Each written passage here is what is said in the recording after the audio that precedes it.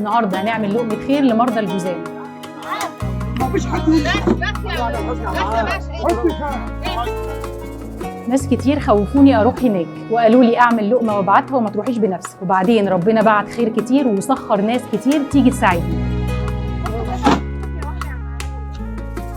ولما عرفت احوال الناس هناك قلت ربنا الحافظ وربنا يشفي كل مريض. خليك معانا يا رب، توكلنا على الله.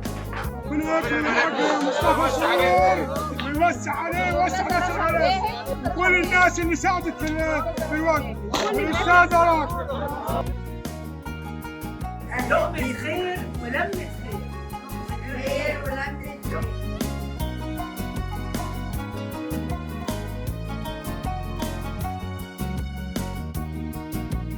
لما النية بتبقى خير ربنا بيسخر لك أهل الخير. أنا في مطبخ مؤسسة الصديقية اللي رحبوا بلقمة خير لما عرفوا إننا رايحين مستعمرة الجذام، وهنعمل النهاردة 500 وجبة عبارة عن رز بالخضار ولحمة بالبصل ومخلل، وكمان الحلو رز بلبن، وخدنا معانا سكر وبلح وإسدالات للصلاة للسيدات المرضى اللي هناك، وربنا يشفي كل مريض.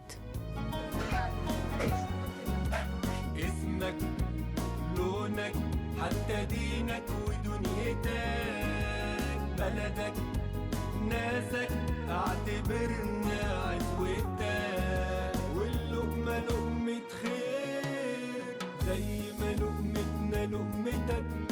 المهم ان انت تعرف انك واحد مننا، انك واحد مننا. عشان تبقوا عارفين بس العلبه دي هتلاقوا 3 علب من دي. العلب الصاج دي شوربه تفتحها وتسخنها في اي وقت تشربها، وفي بلح وفي سكر وفي لحمه وفي رز وفي كل حاجه. ربنا يجازيك على ربنا يجازيك خير. كل واحد واحده عشان العدد يكفي، عشان ما حدش يتظلم. بعد اذنك ماشي، كل واحد واحده.